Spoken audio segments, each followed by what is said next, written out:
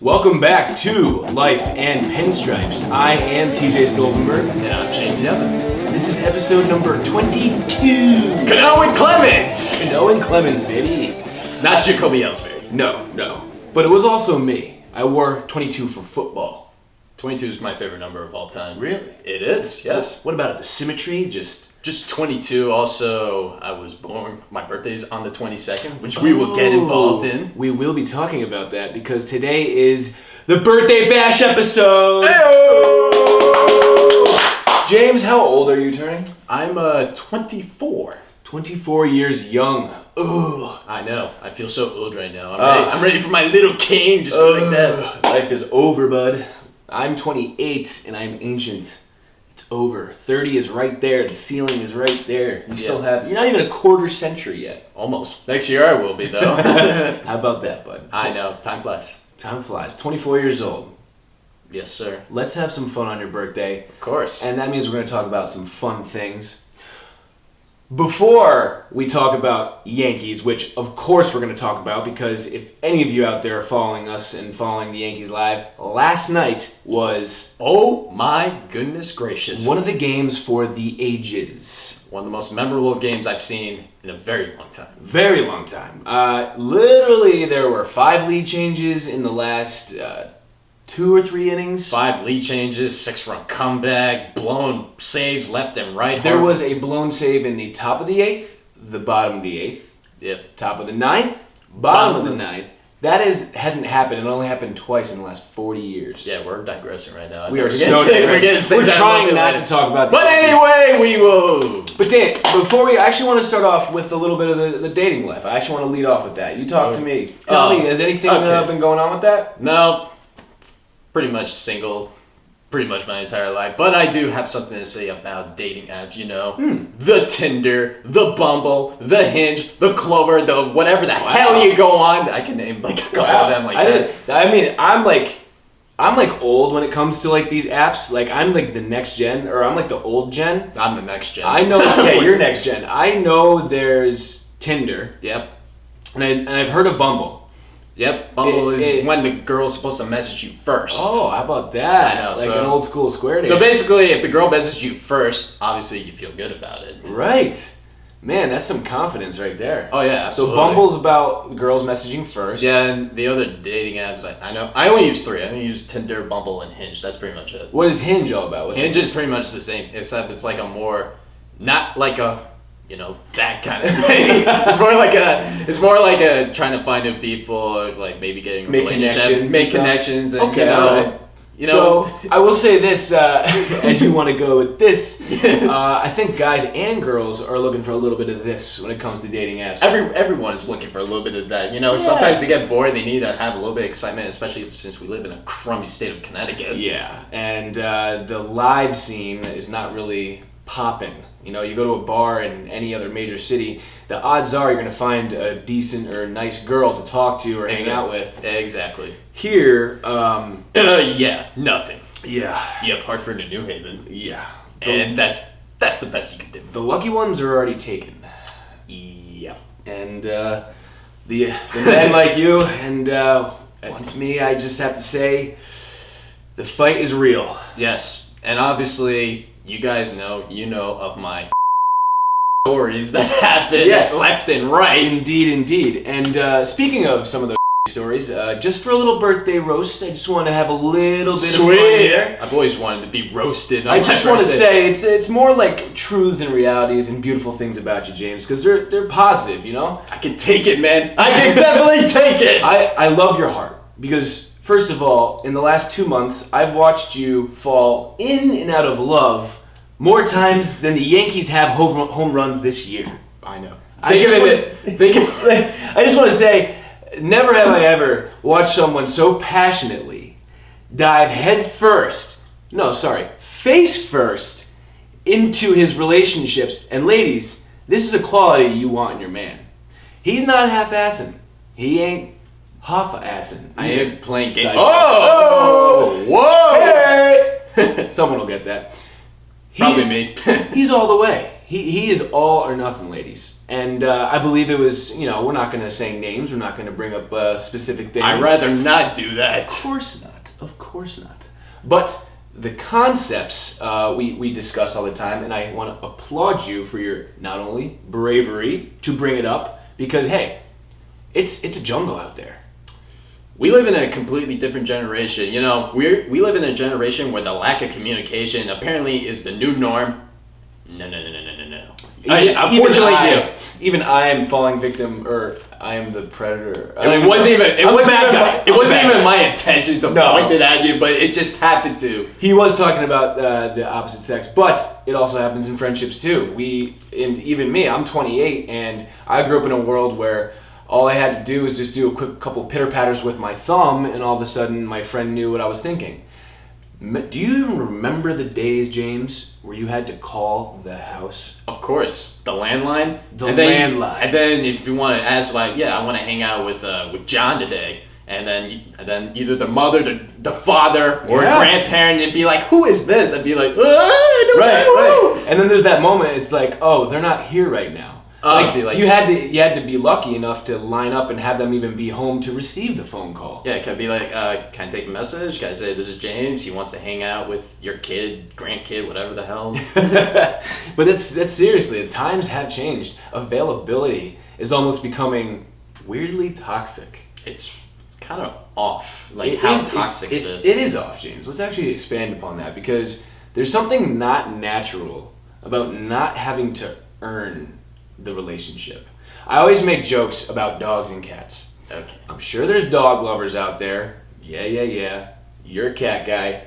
I'm a cat guy. Yes. Cats, you've got to earn their relationship. Pretty much. They're gonna love you when they want to be loved and then tell you to bleep off. Dogs. Wow, I'm surprised you haven't swore that time. I'm holding back today. I'm gonna try my best to hold back, except for that little explicit that happened a little bit earlier. I don't even know. I just slid it in there so ever gently. Okay. Kitty cats are earners. The relationship is raw, real, but it's on their terms. A dog is just going to follow you no matter what. I don't want to say it gets boring, but a dog, you know what you're going to get. Love. Exactly. It's like that's the metaphor for our generation. Now we're bored. It's like love isn't enough. It's like, well, how much more can you possibly need? Yeah, the idea of true love, I think, is getting lost, and it is very rare. And the fact that we have so much available. Now, let's not only talk about just reaching out to a female, let's talk about pornography. It's there. Pretty much. People, I know, I'll admit, when I was a young teen and a young lad, the internet was on fire, and downloading to there's LimeWire, there was all these things, just a couple clicks of the button, and all of a sudden you had specific things. Yeah, specific things. What am I in the mood for today? And that's weird. That's not how it's supposed to go. Nope. I just remember the days of buying Playboys or Hustlers, those magazine. Kind of magazine. Magazine, and then you're like, oh man, I'm not old enough to buy this yet. It was cool. It was risque, and I just feel like gone are those days where we actually could be excited from a picture. Now it's we're so disconnected that we don't even get connected when we're physically touching one another. I feel like this is a little side note and a sidetrack and a total digress, but I will say this. The connection to your dating sites that you're talking about and how easy it is and what people are searching for, which what you mentioned, we don't even know. No one knows. See, here's the thing. The only reason why I got into this dating apps is because sometimes I just do not know what I want. Or my friends, they push me, it's like, oh yeah, James, you should get this, you should get that, and see what happens from there and all that. Maybe you get lucky and all that. Yeah. That's pretty much what it takes. Yeah. Think of what happens in the female perspective. And you probably think of the same thing, It's too. the exact same thing. At first, I bet, we all thought, I'm going to courtship this female and escort her along the eve. No. These ladies are also in the jungle as well. They want to have fun too. And they want to have fun sometimes a lot more than we do. And that's scary. That is scary. And to know this, these dating sites sometimes are like a feeding frenzy because it's inverse. Guys, we have to earn. We have to try to gather a woman's attention. We have to get them. We have to capture that. Yeah, pretty much. Girls are like, next. And it's getting bad because I feel like, even on maybe some of your dates with some of these girls, if they have a mini checklist in their head of all these things and you match 7 of them, but all of a sudden they, God forbid, come across one thing where you're a little different, I feel like they're just so ready to be like, next, because it's too easy for them, too available. All of a sudden go back up on the website, find another dude. It's just like, it's softening and like almost making it unrealistic. Yeah. Girls are it's like, what are you actually using this site for? Are you here to find your husband? Or find your sugar daddy? What is it? Just tell me what you want. What do you want? See, that's the one problem is sometimes they don't tell you what they want and it becomes annoying, and then you have all these 1,000 things in your mind. You don't know what's going to happen. And also, I kind of want to bring up an analogy that I talked with a coworker today. Yeah. They think of the dating apps as similar to when you look at the picture of McDonald's, like you want the Big Mac, you're like, oh yeah, it looks so good. Oh my and goodness. then you get it and it looks like a pile of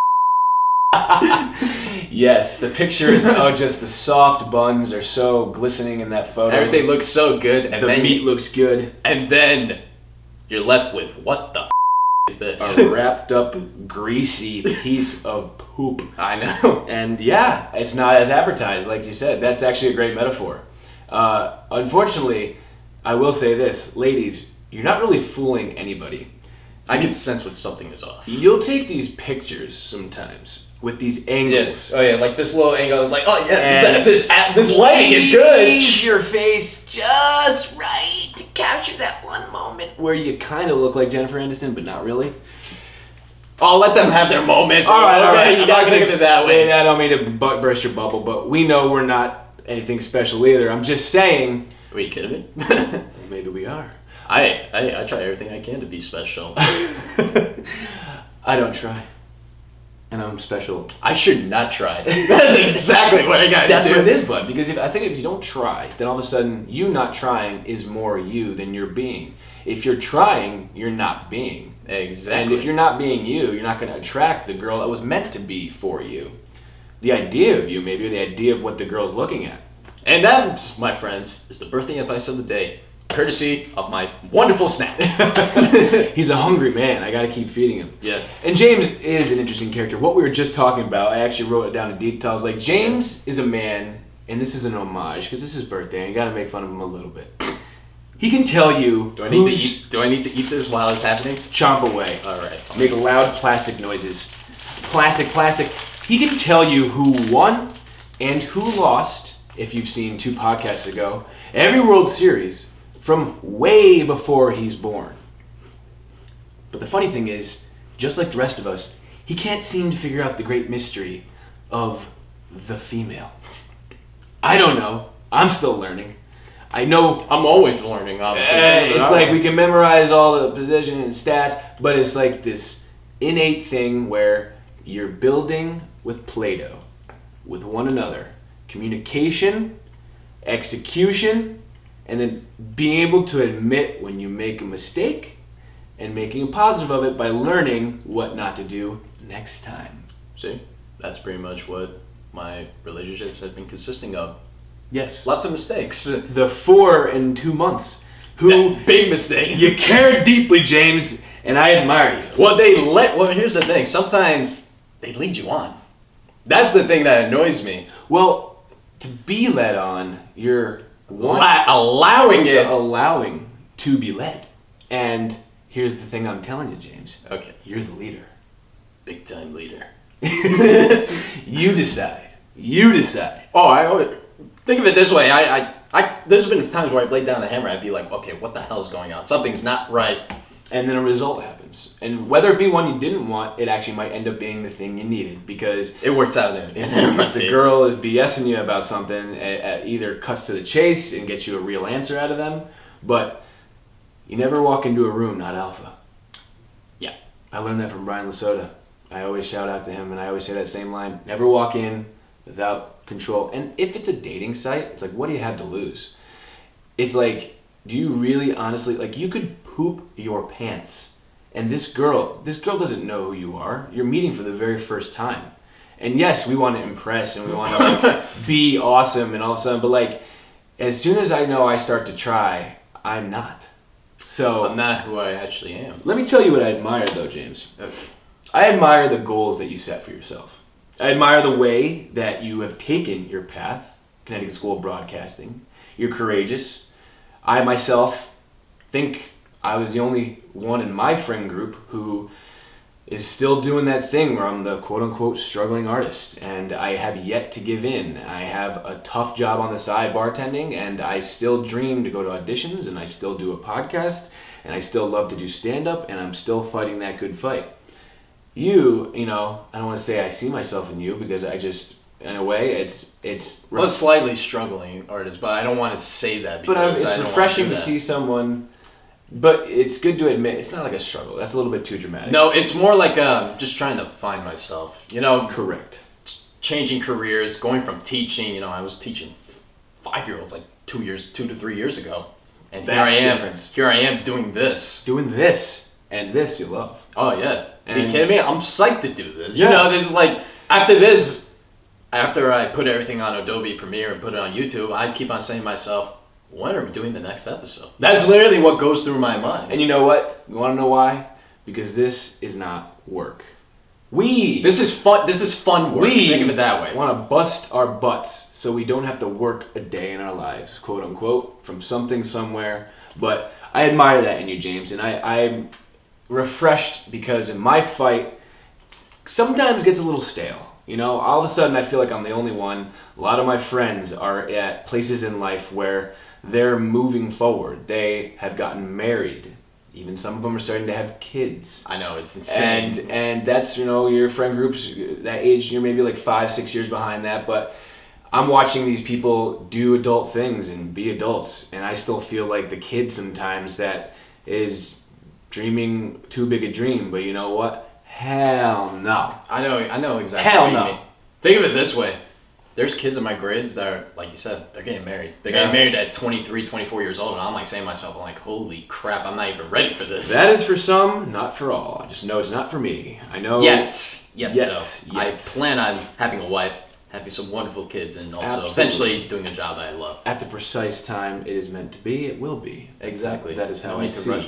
See, here's the thing. There's no need to rush anything, but especially for me, I know my mom got married at around 25, so I'm like, oh man, I'm close to that. Well, a part of you also knows, hey, like, I want to live my 20s. I want to know and check all those boxes and metaphorically think, I searched all the caverns of this crazy cave we call the world, and I want to, like, know first before I take a seat and quote-unquote settle down. Exactly. But I feel like all that, and with you too, man, our passion will lead us there. If we do what we do and we start getting better at it, as long as you're doing something, and if you love doing it, it's just going to pour out, man. It's just going to happen. Exactly. We want to do research. We want to sit in front of this thing. I love doing this. Think of it this way. This is who I am in real life. You really think about it. Yeah. And the idea of a podcast, granted it's like a 2000s and a 2010s thing, I'm so happy podcasts have been created because think about it. Before podcasts, people would perform all the time, all the way. It wasn't ever just a conversation. Yeah. You know, getting a glimpse inside a moment with two human beings just hashing out, beep, and hashing life and figuring it out. And that's actually what I was about to say, man. Okay, what we got? The drama that's been following you. Drama. I know, this is such drama. The drama that's been following you, it's been ups, it's been downs, it's been a roller coaster. It's been odd. Odd, to say the least. Let's just say this. You know how many times I told you that I think whatever's been going on in my story should end up into a TV show? Because I'm pretty sure that's how much has been going on. You said it. TV show. Beep, beep. I will say this, it's drama.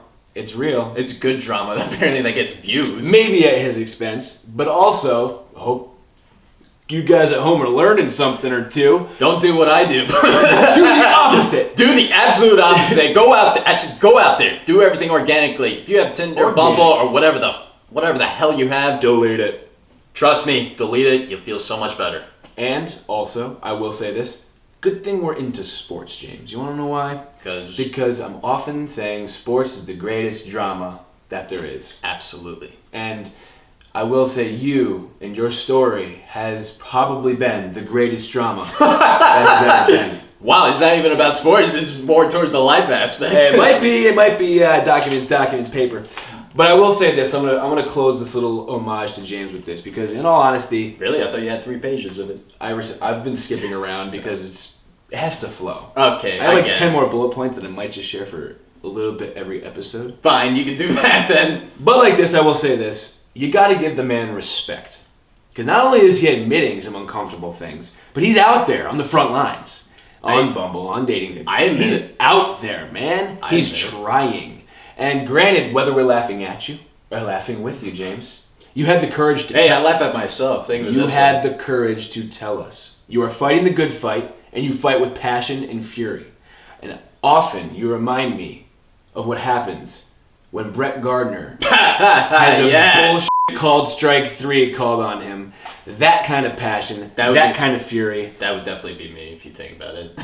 That's James. So I'm often glad all you have to throw around here is a notebook or a few pieces of paper because if there was a baseball bat, I'd fear for my life. What, me? You think I would keep... I could see it, James. I could see it. Wait, kidding me? I'd be like Brett Gardner, except Hit I'm trying my best not to bust my lip open. Hit himself in the face. Oopsie. Well, I want to say just you're brave, man, and I, your co-host, and also we, the people listening, admire and appreciate your honesty. Thank you. So, Thank you. Never stop being that. Let's just hope I don't get like text messages after this. Let's hope you do. So that way it could be the topic for the next episode. Or your doorway in. Oh. To the next fun night out. That is also true. There's only so many chin positions I can do. We're going to move to something. This is my post. Oh, we're going to definitely put that in the YouTube video. I'm just going to go like that. Point. Stare. Stop and stare. Rock and roll! Speaking of stopping and staring, this was a lot of heavy stuff. Yeah. Gotta love James for that. We want to go with some lighter stuff. And there is quite light, delightful things that happened in our Yankee world last night. Oh my goodness. First of all, Woo! all right, before we talk about best game of the year so far. Best game of the year. There's no doubt in my mind. I don't know. It might be the best game I've seen in... It's been 2 years. I think this is the best game I've seen. The last best game was when we were down 4-0 against the Houston Astros in the playoffs, and we came back and beat them. Yes. So 2 years. Yeah, so about 2 years. Still vividly remember Gary Sanchez, that 2-run double, me jumping up and down, screaming. My sister telling me to shut the up, and then I'm like, I don't care. Gary Sanchez, just give the Yankees some life. Gary Sanchez. Speaking of Gary, when was the last time he had a hit? That was... he was in a 9 for 80 rut or something like that. And one of the main things is probably he was injured. He's just been put on the IL, and it seems as if there might have been something going on with the groin, which was the same problem he had last year. The groin is important. It's a part of your core. It's a part of your power when you're swinging and running and crouching as a catcher. Yeah. So God forbid. Yeah, I was listening to the Rob Dibble show earlier, and they were talking about how probably him squatting so much is probably definitely one of the reasons why he hurt himself. He hurt his groin. And I'm not trying to make fun of him, but he also is actually stopping balls in the dirt this year. So maybe he's not used to actually moving. Yeah. And using. I'm joking. Okay. I'm making fun of him saying he's lazy, but but here's the thing. He is hurt, and it sucks because we love him. We miss that bat in that line. You know what does suck too? That 9 for 80 run. The Gary Sanchez haters slowly starting to come back. We get it. You guys are just gonna flow with the wind. Wherever the smell of is, it stinks, and you're there to be there. Gary Sanchez. People that complain about that is the best catcher right now. Yeah. There's no doubt in my mind. He's far superior than JT Realmuto. Give me another catcher. Wilson Contreras. That's pretty much the only guys I can think of. Because Yadier Molina's older. Molina's fallen off. Molina's older. Buster Posey's not the same anymore. It's like they're not even that... Okay, they're lucky if they're batting .265. And honestly, you're lucky if they have double-digit home run. Gary Sanchez, we are spoiled rotten with that bat. We deserve... Even with his ruts, he's better than any other catcher. He got snubbed for Rookie of the Year, by the way. You know how many times I've said that? He hit that 20 home runs in like 40 games or something Literally like that. in like a month, he had like 20 home runs. It was unreal. And he didn't get Rookie of the Year. I don't understand. Is there some kind of requirement where you have to have a certain amount of at-bats? I don't know. Once you ask Ohtani, who got Rookie of the Year, which I still think that's absolute bullshit. At the age of what, 30-something? I don't know. Actually, he's definitely not that old. But he's not a true rookie. Like he played professionally in Japan, but this is like his first year in the United States. But then again, you saying Ohtani didn't deserve Rookie of the Year, it's almost similar to saying Ichiro didn't deserve Rookie of the Year. I don't want to say he didn't deserve Rookie of the Year. He definitely deserved an award. Yeah, but it's not like they're rookies.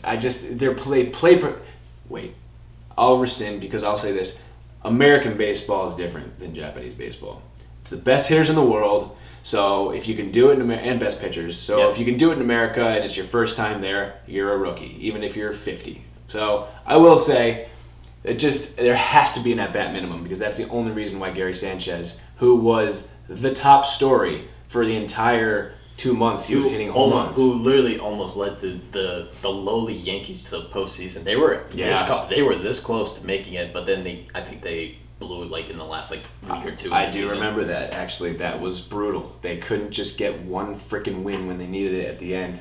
But think of it this way: that lowly Yankee season led to bigger things like Gleyber, where we are now, and a few months rental of Aroldis Chapman, who eventually came back. That was great. What a deal! Give him to the Cubs. We'll go win a World Series. We'll take it back. Take it right back. But anyway, okay, boy. Okay, all right. Really digressing there. We will say this: last night, the Yankee game last night. Oh my goodness! I don't even know, James. So James, you fell asleep when it was. It was 8-2. Domingo Germán did not have it. That fastball, he had no command. That curveball was not as sharp as it was. Obviously, giving up those home runs to Polanco, Cruz, and eventually Sano hit a Titanic bomb. He hit two eventually. Yeah. Bomb. Domingo, that ball was hanging. That fastball wasn't moving. I think that start yesterday should definitely be the red flag for starting pitching. It's weird because, he all of a sudden goes 7-1 with like a sub-3 ERA. And then he has one extremely bad, poor outing. Very bad outing. So it's all going to come down to his next outing. That, I think, will determine. I still believe in him, by the way. I do too. This kid is absolutely sharp. His stuff is sick, but when his stuff isn't on, he can't adjust yet. Isn't that like any other pitcher, though? Yeah. When they have it, they have it. When they don't, you know when they're off. No, because sometimes veteran pitchers like a CC, who a lot of his pitches aren't very sharp anymore, they are crafty. They will work with what they have, but Domingo Germán's still young. He doesn't know what to do when he doesn't have his lights-out stuff. Yep, I know. He's still trying to figure it out, obviously. I think he's like a year or two older than me, so... Yeah, no, we're all babies. I know. But I will say his next start is going to determine what type of, not only man he is, but like how he responds to getting his teeth kicked in. He usually knows how well he responds. Like, what is it, that first start back from the IL? Yep. He gave up that first pitch home run by Jeff McNeil. Yep. Settled down nicely. Literally got the next however many people out. Like I said, don't count out the Mets offense. They have McNeil, they have Conforto, they have Cano starting to hit now all of a sudden. Cano just had 3 home runs yesterday. Yeah. There you go. But anyway, I still believe in Germán. I think he's going to be fine. I do too. So the point was, he gave up a crap ton of runs, and all of a sudden it's 8-2. I remember it was 5-2. Sano hits the 3run bomb. Then it became 8-2. I fell asleep. Now I fell asleep. I'm like, you know what it is? Because I had a vibe that, usually I have a vibe when I know they're going to come back and when I didn't think they were going to come back. Last night I felt like they were going to come back for some reason. But it's because also, we were saying this yesterday, they're a little slow out of the gates, the Yankees. Like, the All-Star break gates, that is. It's funny how we say they're slow out of the gates, but they've won every series since the All-Star break. We're not happy with that. We need undefeated, never lost. Yeah. But we are losing a couple of games where we normally wouldn't. There was a Chapman blown save or a couple of them. Things like that. We're like, all right, let's get these out of the system. Okay. But we will say this. 8-2, the Yankees we need them to be are the ones that never give up. Quote by Aaron Boone, they are ultimate competitors. The manager of the year, or he should be considered manager of the year. Especially, like what James was saying, he has done what he's done with the pieces he's had to shift them around non-stop, up and down, AAA majors, injuries. I've never seen like a group of replacements like handle themselves a lot better like these guys have. That has to be a reflection upon the manager. That has to be. Either it's a reflection on the manager because of their confidence, or maybe it's a reflection on the player itself. Player itself, definitely as well. You know, Gio Urshela blowing us away, still blowing us away. The dude was batting 225 for his career. Now he's batting 300 and he has 10 home runs. Yeah. And by the way, you know how many home runs he had in his career before he joined the Pinstripes? He had 8. Wow.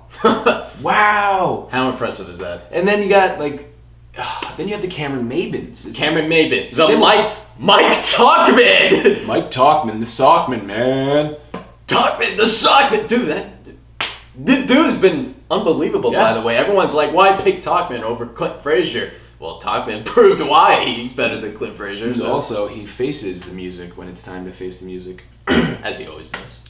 I will say this, last night, 8-2, you think it's over. Didi, 8-5. All of a sudden, bing! You're like, okay, all right, they're back into the game. We got a pulse. Next inning, we give up another run. So now it's 9-5. You're like, you always start to get momentum back, and all of a sudden, it's chopped back down a little bit. Yeah. So it's just too far away. And then the 8th inning happened.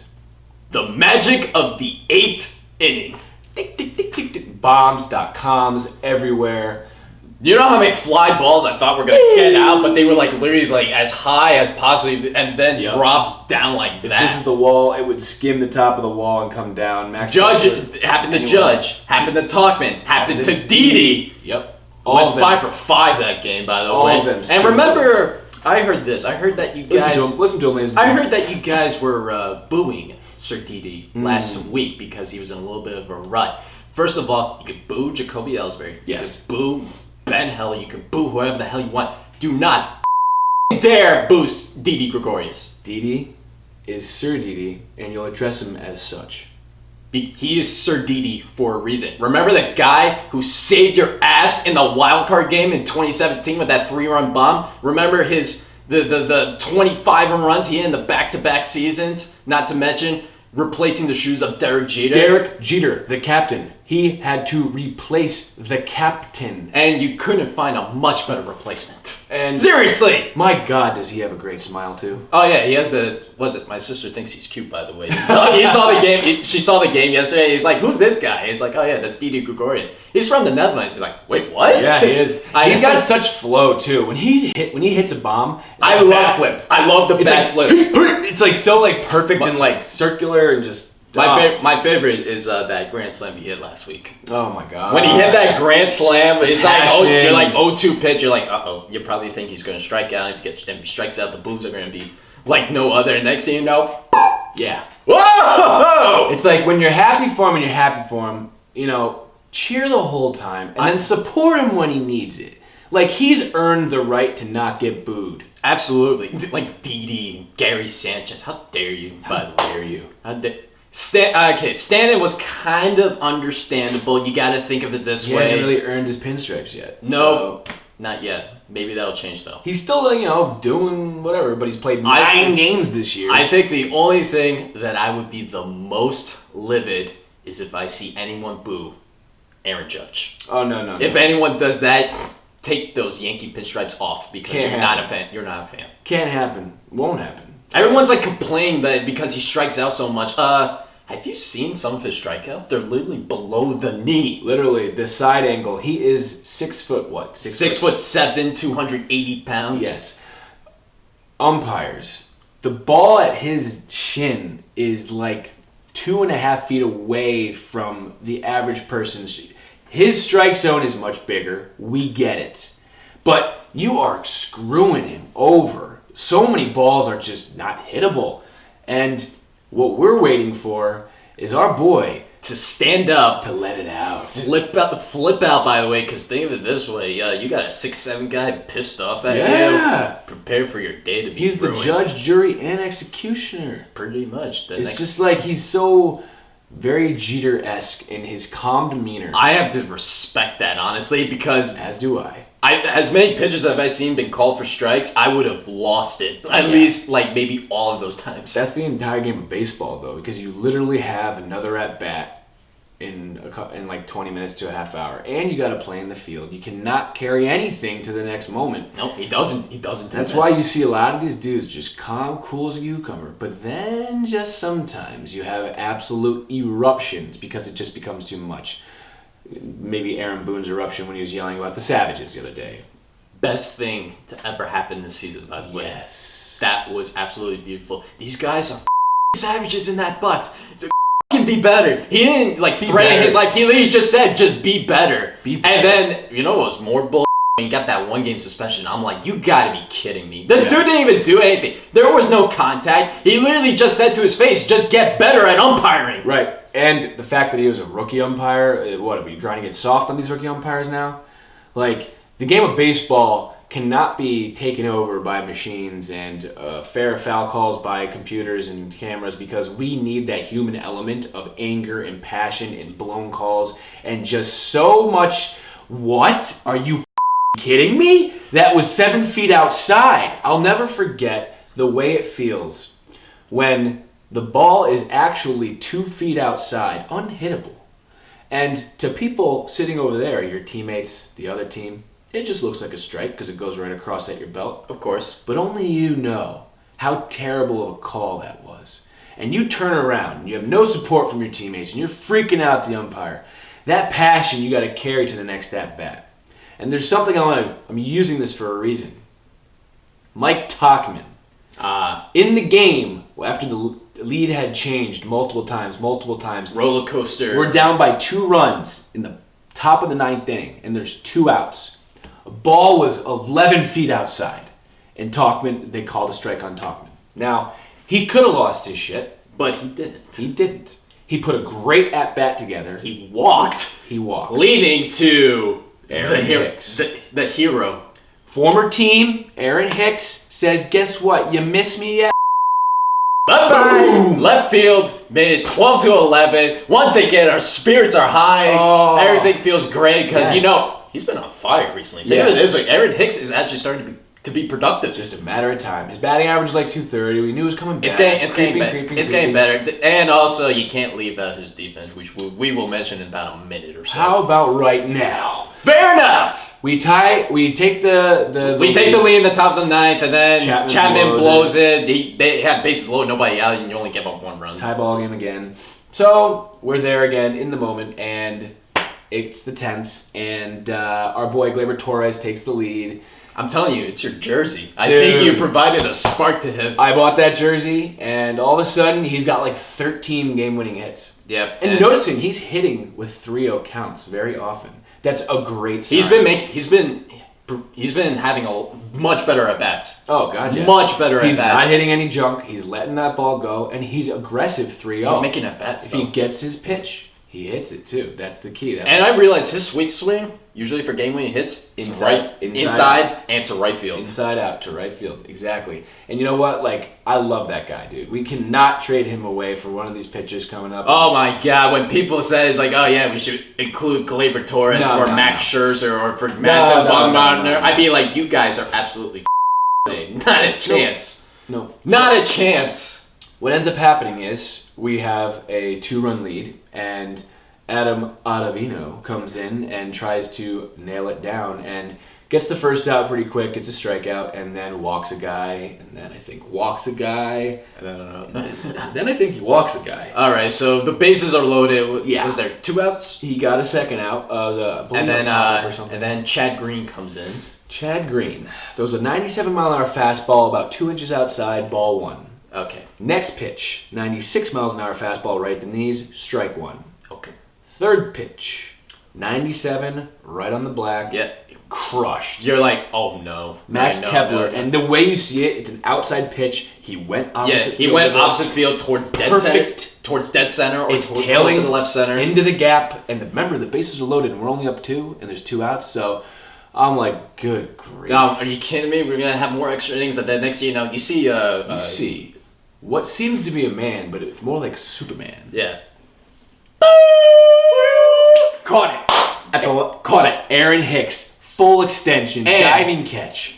I have to give kudos to Ryan Ruocco on calling an amazing game last night. Brilliant call by Ryan Ruocco. Oh my goodness, he makes the catch! Think of it this way, think if I was announcing it and I saw that, I'd be like, oh my goodness, I can't believe it. Yeah, he's staying that way. I'd be like, what? He is like the moment, and he's saying what's happening, but he has to stay in the moment. Not only be so happy that the guy caught the ball, but describe it to the people at home. And that voice, I like his voice. Michael Kay has a great, like, exciting voice. I almost said Michael Gray. Michael Kay has a great voice. Don't forget about John Sterling and Susan Wallman. John Sterling, Sue, there's the other side of the pillow. Pretty much. Love that voice. Susan, that's all I'll say. Susan, I thank you. Thank you, Susan. Driven by Jeep. WFAN, presented by Jeep. Anyway, I will say this.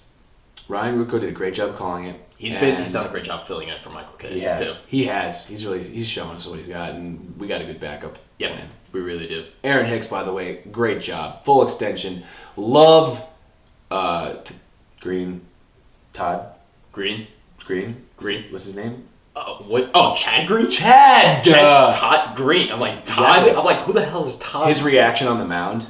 You're like, whoa! Because he thinks the ball's in the gap and the game's over. I think run score. I think every baseball fan thought that was going to be a tied game. He puts his arms up. I remember he had his hands on his head. He's like this. And Austin Romine's already walking out to the mound because the ball's either going to get caught or it's not. And the game's over because there's 2 outs. Runners are going on contact. That guy on first is scoring. Yeah. So, makes the catch. All of a sudden, he has Austin Romine. Was that easy guy, huh? Not too shabby. I remember Chad Green. We are savages. We are the New York Savages. Yeah. Because think of it, if we aren't the New York Savages, we would have lost that game. Yeah. But we Yeah. came back, we fought. I fell asleep thinking that we lost. Shame on me for that, by the way. And then, so you woke up when I woke up at Did you see that? I woke up randomly at 1:30 in the morning like I normally do for some reason. I always wake up randomly. And I saw Yankees win incredible game 14-12 in 10 innings. I'm like, wait, what? We won? I'm like, we won? I'll admit, the only reason I turned it on is because it got the update on my phone. I'm like, this is getting close. So I watched the final inning or two. And just in the last 2 innings, there was like 16 lead changes and all this history being made. And like, holy crap. So that last catch was just, when he lands too, it's one of those, like he lands on his chest, the brim of his hat gets bent in, it's covered in dirt, he's jogging back in, just like, when he gets back up right away and he flexes, that was sick.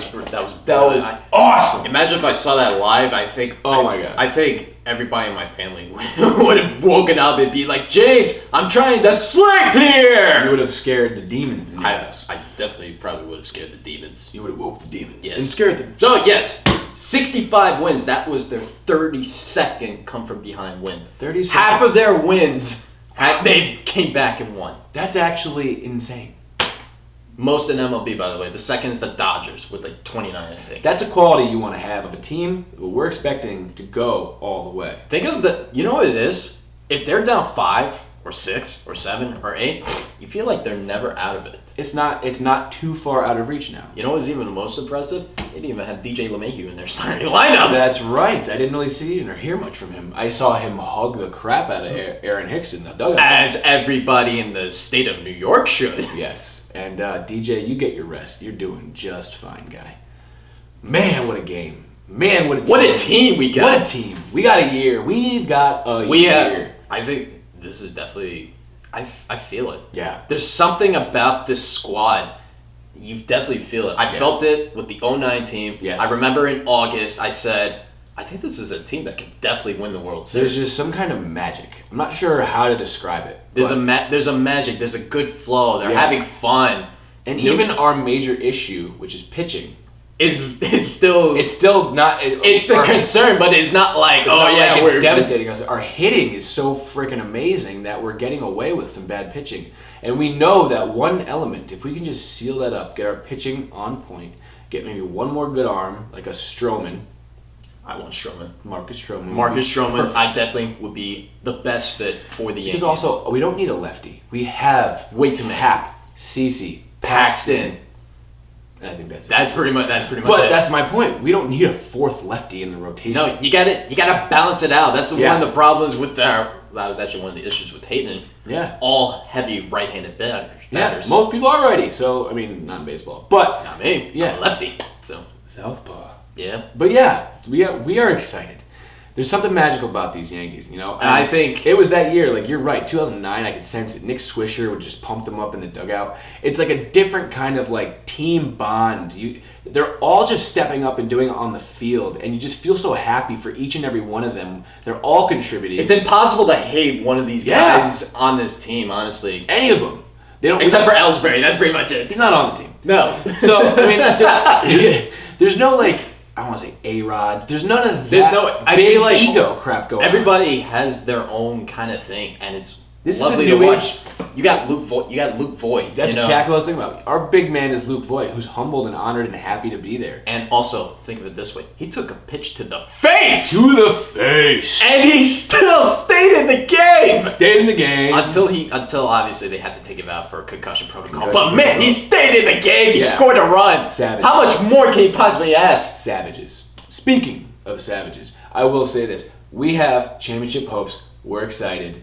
And we have a lot of beautiful, good energy going on right Yes, trade deadline's also coming up too. now. Here comes a trade deadline. What's going to happen? Who's coming in? Who's the hopes? Who's leaving? Who's the nopes? Well, we already figured out who the hope is. We want Stroman. We Stroman, think I perfect think, fit. would be the best fit. Is he a top tier pitcher? He's been pitching in the AL East already, so maybe he's not top tier, but He's still a great arm. He's I mean, think of it this great way. arm. Man, we got Jay Happ, And he was on the Blue Jays. he's a competitor too. Like I said, Stroman yeah. is just balls. I want balls on my mound. I need that kind of. That sounds so wrong. but Ron it's- Burgundy. He's got the balls. that sounds. Just saying. The pitcher, balls. Yes. But lefty, I don't really think we need an old guy. Bumgardner, yeah, he had a great audition the other day. 9 innings pitched, like no decision, of course. Yeah. Because the Giants can't score.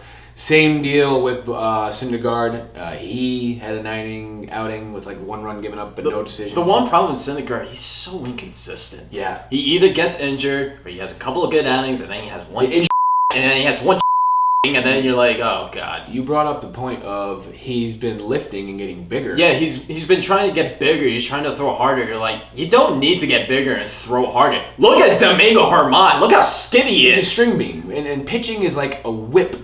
Pitching is like a whipping motion.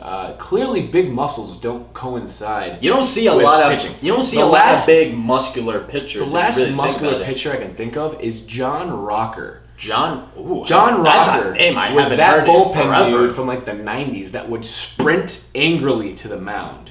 And later Oh, Yeah. that's right. and he was like later in trouble because was he like he called a couple of his teammates monkeys. He's racist or whatever. and then you got Rob Dibble, who's probably like upset. He's like a roid rage anger monster and all that other stuff. Rob strong? Well, not really strong, but he's like angry. Where it kind of looked like he was like really strong and all that other That's stuff. fair enough. Think of it that Roger way. Clemens maybe because Roger Roger Clemens, because yes, of he was the- on steroids, but Yes, but a couple of Cy Youngs later. yes, Think of it that way. think of it that way. We'll say this: string bean, Syndergaard, you're getting too much muscle, you're getting hurt too much, your body's getting in the way. Take it easy, guy. Take it easy, man. And don't worry, you're not gonna hop across the the tracks RFK bridge over to the Bronx. to the Bronx. Stay over there in Loserville. Sorry. And think of it this way: Max Just Scherzer, saying. he's not going anywhere because the Nationals, They're in it. they're surprisingly in it. They're in it, and they're not. You know, they gave up Harper. They got. They're winning without Harper. Think of it that I way. know that Harper actually. The Phillies fans don't want to talk about being upset at a player. Like, yes, with big money comes big responsibility and Yeah. expectations. We get it, but he just had his first walk-off hit, and he is striking out 1 out of every 3 at bats. It feels that way, but So at least once a game. and also I have to say this: 13 year, 330, no All-Star this year. no All-Star. Same thing with Manny Machado. And we had our We had couple All-Stars. Yeah, we had 5 actually. Gleyber- Who should have been All-Stars if it wasn't for injury replacements. The jersey that I bought, Gleyber Torres. DJ LeMahieu. I'm pretty sure- 2 year, $26 million. Gleyber Torres is still on his rookie contract, but not really. I'm just saying, 13 years, $330 million. It doesn't mean jack to anybody. Don't mean jack. I honestly think he's just tricked everyone because. Are you really surprised? He's honestly only batted like 260. Like 240, 250, yeah, 260. He hasn't done anything else. DJ LeMahieu is making making $17 million less than Bryce Harper, and he's batting like about 70 points higher than him. Yeah, and he's gonna be in the same RBI range as him. Like Bryce Harper's numbers are like 25 to 35, not even 35, 25 to 30, and 75 to maybe he probably had 100 RBI a year. But Yeah. still, it's not. We're like amazed by him because he screams and he yells and he pumps up his fans. Sometimes you gotta appreciate that and You respect do. it. Yeah. I can see where the extra money is invested. I do, but you also there. gotta think about where the Phillies are, and they're a little bit far away from the Braves, who just can't stop right now. Braves can't stop winning.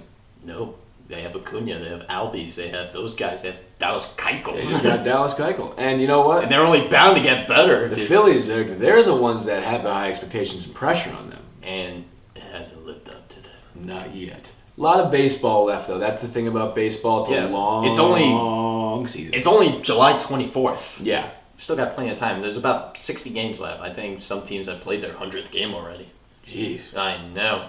Well, still, there's 60-plus games. So Yeah. don't worry. We're going to have a lot of baseball to talk about. But we're going to talk... We talked a lot of baseball just there. And we're going to talk... We're going to continue on. One more thing about baseball. Yes. And we're going to... And what was that thing you said about being the best drama, I think? Sports being the best drama? Yes. This leads up to this one. Perfect drama. Perfect, real... speechless drama. It's just like you can't write this in Hollywood. So for those who do not know, we did bring it up in our last episode. There was a pitcher named Tyler Skaggs. He passed away on July 1st, earlier this month. I almost said earlier this year. Earlier this month. Shocking everybody. In his hotel room in an away game. They didn't... no idea why, how. A lot of people said speculation about drugs or opioids, things opiates, like that. and because he had Tommy John surgery, maybe he had an addiction. Yeah. Then his family reached out to that news station that released that story and was like, "You take that down until you have proof." Exactly. Well, his autopsy is not until October, I think. Right. So that's gonna be a while. So, out of respect for that, still, he's a young man. He's a man. He's an athlete, and we look up to these athletes as, you know, they're unstoppable. They're superhuman, and a very human thing happened to one of the greats, and Tyler Skaggs, rest in peace. As always. Passed away early, and here's the beautiful thing that ended up happening. Yes. We've been noticing, James even mentioned that the two teams that were playing that day or that at that time were both 45 and 45. Mm-hmm. That was the jersey number he wore. Yeah. The other thing he noticed... He, a lot of things. First of all, this was their first home game since getting the news. So this was the first game after the All-Star break, and boy, can you feel the emotions rising in that. I'm sorry right now because I can't help but just feel happy for what happened after. It's like a happy result. And it's like a bigger than life thing. It's bigger than baseball as always. But I'll get to the point of what actually happened. So if you don't know what happened, first home game back, every player is wearing number 45. Mm-hmm. So it's basically Tyler Skaggs' night. There's been enough pain and enough suffering, and just they're trying to celebrate his life. Celebrate his life as a pitcher and as a human being, obviously. But, yeah. And so, the game is started by Taylor Cole. Number 45, Taylor Cole. And the guy that relieved him was Felix Pena. And here comes the most amazing thing that happened. They throw a combined no-hitter. On the day they honor their pitcher, they throw a combined no-hitter. A combined no-hitter is extremely rare. Literally, it doesn't happen that much, but literally, you couldn't ask for a more perfect time for a combined no-hitter than during a home game after you lose your pitcher.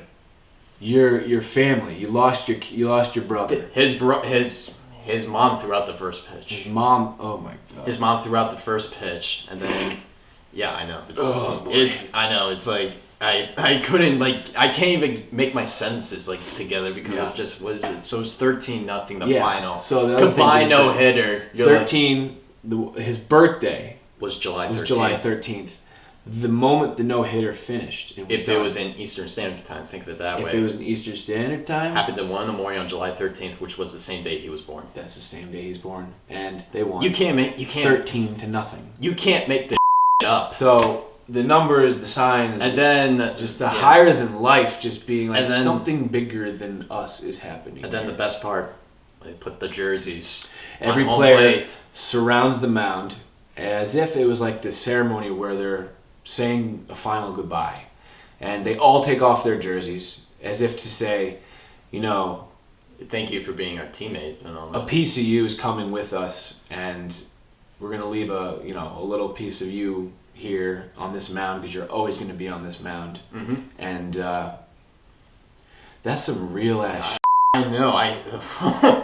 I still get emotional. Like this. Like the kid, he's a kid, and your friends, your boys that you're rooming with, you go out there, and these guys first guy throws 7 innings of no hit, and the final guy comes in and pitches 2 no-hit innings. It was almost a perfect game. Do you understand? Like, these are professional hitters, the other teams. Like, think of the emotions first of all, think of the emotions they were feeling in that game. Okay? They're playing above the human level. They were so tapped in or tuned into something. Or if you believe in that spiritual higher power, which I do, Tyler Skaggs was there. And he was definitely there, and he was smiling. He was smiling. That was so perfectly put. There was just such a warm, beautiful, are you kidding me?